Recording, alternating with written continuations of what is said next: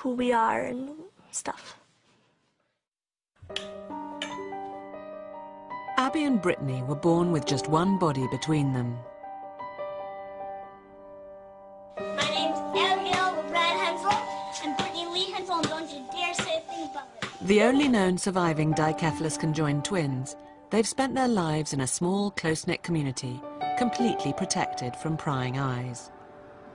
The girls live on a farm in Minnesota with their younger brother and sister, Cody and Morgan, and their mum and dad, Patty and Mike. As they reach 16 and on the brink of womanhood, they've decided to show the world what it's really like to be joined for life.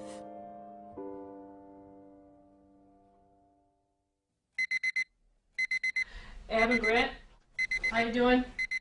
Oh, Mommy, no. I know. Jesus, you make me mad. It's just an ordinary Monday morning in the Hensel household. They needed more sleep.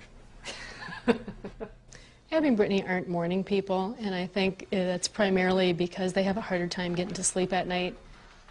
It's fine, don't touch it. So they do a lot of tossing and turning at night, and the bed is pretty much destroyed every morning. And so getting up in the morning isn't their favorite part of the day. Every moment of their lives requires the twins to cooperate with each other. Each action is a display of perfectly coordinated teamwork. They appear to be totally in sync, but that doesn't mean they always agree. Believe me, we are totally different people. Abby is more into like pink and girly and preppy, and Brittany's more not into pink. Should we wear this? No. How about this? No. I like hats, and I like different color hair, like pink and purple, and gold hats, and gold purses, and weird earrings, and stuff like that. This is our room. We usually bargain with each other, like, if you do this, I'll give you that, or we take turns. We take turns a lot. This is our nightstand. This is our bed. Those are pictures of our friends from 8th grade. To describe Abby, she'd be bossy, and she's not as loud as she used to be. She used to be more outspoken. She gets irritated easily, and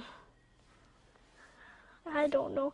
She's nice, and she likes people. She likes to be with people, and she's a big talker, and yeah. Brittany has become more outspoken, and she says her mind more than she's not so shy anymore. She doesn't like fast things. She'd rather go slower and take her time. She's nice and sweet and caring and loving and a good sister. Abby and Brittany were born on March the 7th, 1990. The fact that they were conjoined twins was a complete shock to everyone. Even scans had shown only one baby. When I went into the hospital, I was expecting one child.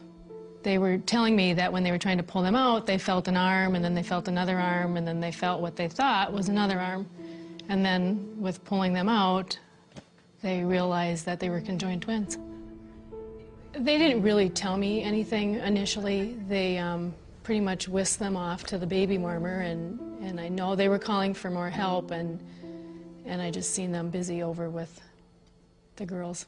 When the doctors came out, I noticed that they were in a panic, and they just came and talked to me and told me that we had twins that were together. They were beautiful.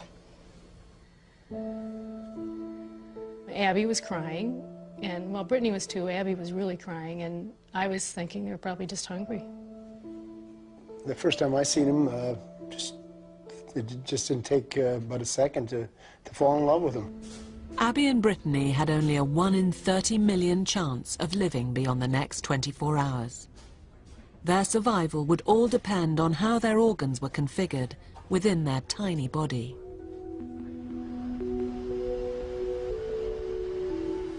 Queen Charlotte's Hospital in London specialises in the most complicated twin pregnancies.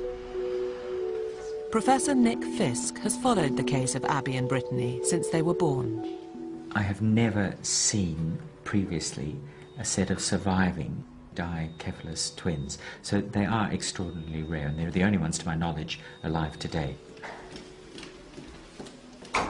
They do appear to have two separate hearts, one in each side of the chest, and each has its own pair of lungs, one on the right and one on the left.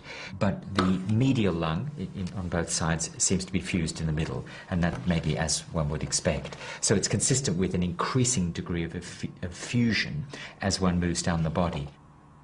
Abby and Brittany had 3 arms at birth, and that often happens, but it was a useless midline arm that didn't function, so it was removed when they were very young.